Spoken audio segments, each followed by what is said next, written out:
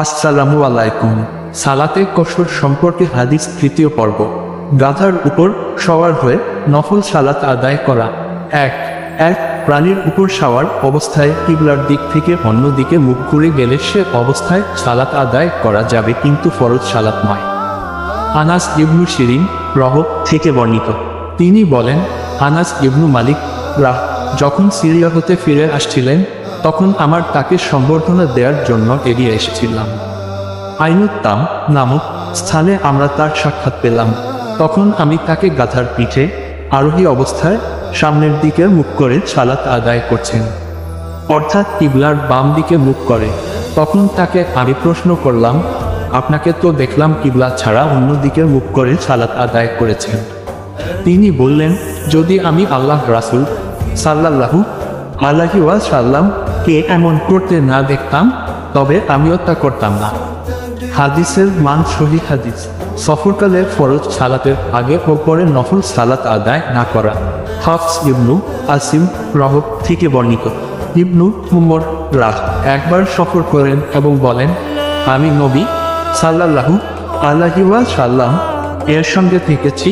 সফরে তাকে নফল সালাত আদায় করতে দেখিনি এবং আল্লাহ তাআলা ইরশাদ করেছেন, নিশ্চয়ই তোমাদের জন্য আল্লাহ রসুলের মধ্যে রয়েছে উত্তম আদর্শ।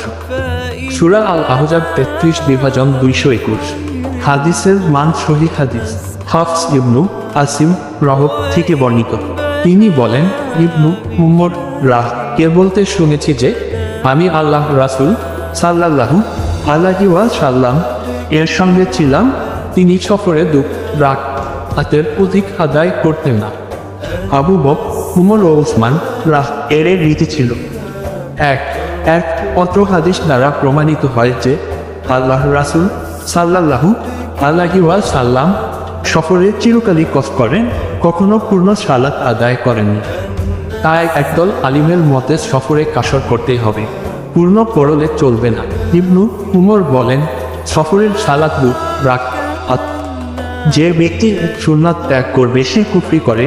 মুহাল্লা 4th খণ্ড 266 পৃষ্ঠা। ইবনু আব্বাস বলেন, যে ব্যক্তি সফরে 4 রাকাত পড়ে সে যেন ঘরে 2 রাকাত পড়ে। ওই 270 পৃষ্ঠা। ইমাম ইবনু কাইয়ুম বলেন, নবী সাল্লাল্লাহু আলাইহি ওয়াসাল্লাম সফরে 4 রাকাত বিশিষ্ট সালাতগুলো 4 রাকাতে আদায় করেছেন, এর কোন প্রমাণ পাওয়া যায় না। আর আয়েশা এর হাদিসে আছে যে, নবী সাল্লাল্লাহু আলাইহি ওয়াসাল্লাম কাজ এবং পূর্ণ 2 রকমের আদায় করেছেন। সে হাদিসটির সম্পর্কে ইমাম ইবনু তাইমিয়া বলেন, হাদিসটি সহিহ নয়, বরং এটা আল্লাহ রসুলের উপরে একটা মিথ্যা অপবাদ। জাদুল মা আজ 1ম খণ্ড 128 পৃষ্ঠা। হাদিসের মান সহিহ হাদিস। সফরে ফরজ সালাতের পূর্বে ও পরে নফল আদায় করা। সফরে নবী সাল্লাল্লাহু আলাইহি ওয়াসাল্লাম ফজরের 2 রাকাত সুন্নাত আদায় করেছেন। ইবনু আবু লায়লা থেকে বর্ণিত, উম্মু হানি ব্যতীত অন্য কেউ নবী সাল্লাল্লাহু আলাইহি ওয়াসাল্লাম কে সলাতুল জুহার পূর্বাহের সালাত আদায় করতে দেখেছেন বলে আমাদের জানাননি। তিনি উম্মু হানি বলেন, নবী সাল্লাল্লাহু আলাইহি ওয়াসাল্লাম মক্কা বিজয়ের দিন তার ঘরে গোসল করার পর 8 রাকাত সালাত আদায় করেছেন। আমি তাকে এর চেয়ে সংক্ষিপ্তভাবে কোন সালাত আদায় করতে দেখিনি, তবে তিনি রুকু ও সিজদা পূর্ণভাবে আদায় করেছিলেন। হাদিসের মান সহিহ হাদিস। আমির ইবনু রাবি থেকে বর্ণিত, তিনি সাল্লাল্লাহু আলাইহি ওয়াসাল্লাম কে রাতের বেলা সফরের বাহনের পিঠে বাহনের গতিপথ অভিমুখী হয়ে নফল সালাত আদায় করতে দেখেছেন। হাদিসের মান সহিহ হাদিস। ইবনু উমর থেকে বর্ণিত, আল্লাহ রাসূল সাল্লাল্লাহু আলাইহি ওয়াসাল্লাম সফরে তার বাহনের পিঠে এর গতিপথ অভিমুখী হয়ে মাথার দ্বারা ইঙ্গিত করে নফল সালাত আদায় করতেন, আর ইবনু উমর তা করতেন। হাদিসের মান সহিহ হাদিস। সফর অবস্থায় মাগরিব ও ইশা সালাত জমা করা।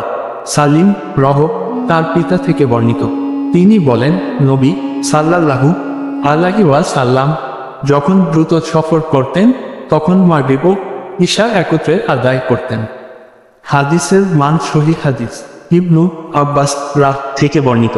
তিনি বলেন, সফরে দ্রুত চলার সময় আল্লাহ রাসূল সাল্লাল্লাহু আলাইহি ওয়াসাল্লাম জুহর ও আসরের সালাত একত্রে আদায় করতেন আর মাগরিব ঈশা একত্রে আদায় করতেন।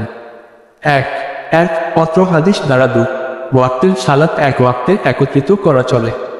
তিনি সাল্লাল্লাহু আলাইহি ওয়াসাল্লাম কিভাবে জমা করতেন এ সম্পর্কে মুআয ইবনু জাবালের হাদিস থেকে স্পষ্ট প্রমাণিত হয়। তিনি বলেন, তাবুক যুদ্ধের সময় আল্লাহর নবী সাল্লাল্লাহু আলাইহি ওয়াসাল্লাম সফর শুরু করার পূর্বে সূর্য ঢলে যেত, তখন তিনি জোহরের ওয়াক্তেই জোহর ও আসর জমা করতেন এবং সূর্য ঢলার পূর্বে যদি তিনি রওনা হতেন তাহলে জোহরকে দেরি করতেন এবং আসরের সময় সাওয়ারি থেকে নেমে জোহর ও আসর জমা করতেন।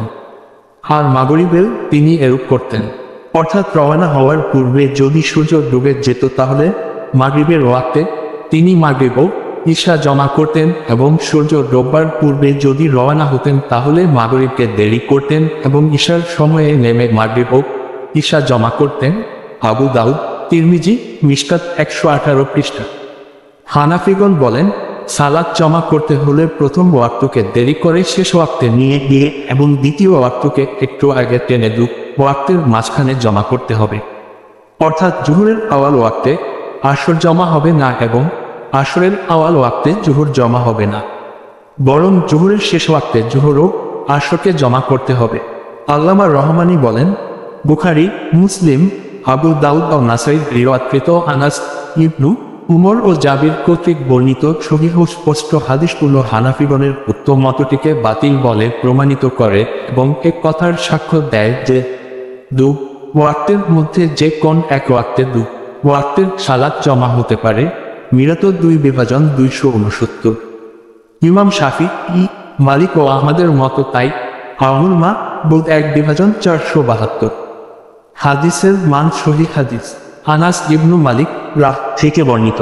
তিনি বলেন, নবী সাল্লাল্লাহু আলাইহি ওয়াসাল্লাম সফরকালে মাগরিব ও ঈশার সালাত একত্রে আদায় করতেন এবং আলী ইবনু মুবারক রহ আনাস রাহ হতে হাদিস বর্ণনায় হুসাইন রহ এর অনুসরণ করেছেন যে নবী সাল্লাল্লাহু আলাইহি ওয়াসাল্লাম একত্রে আদায় করেছেন।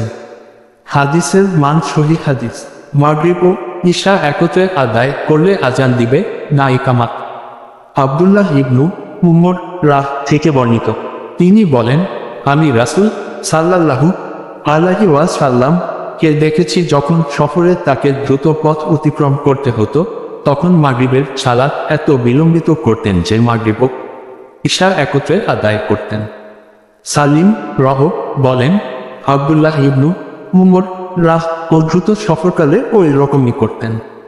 তখন ইকামাতের পর মাগরিব 3 রাকাত আদায় করতেন এবং সালাম ফিরাতেন। অতঃপর অল্প সময় অপেক্ষা করে ঈশায়ের ইকামাত দিয়ে তা 2 রাকাত আদায় করে সালাম ফিরাতেন। এর 2 পয়ের মাঝখানে কোন নফল সালাত আদায় করতেন না এবং ঈশার পরেও না। অতঃপর মধ্যরাতে তাহাজ্জুদের জন্য উঠতেন। হাদিসের মান সহিহ হাদিস। আনাস রাহ থেকে বর্ণিত। আল্লাহ রাসূল সাল্লাল্লাহু আলাইহি ওয়াসাল্লাম সফরে এর 2 সালাত একত্রে আদায় করতেন, অর্থাৎ মাগরিব ও ঈশা। হাদিসের মান সহিহ হাদিস। আসসালামু আলাইকুম।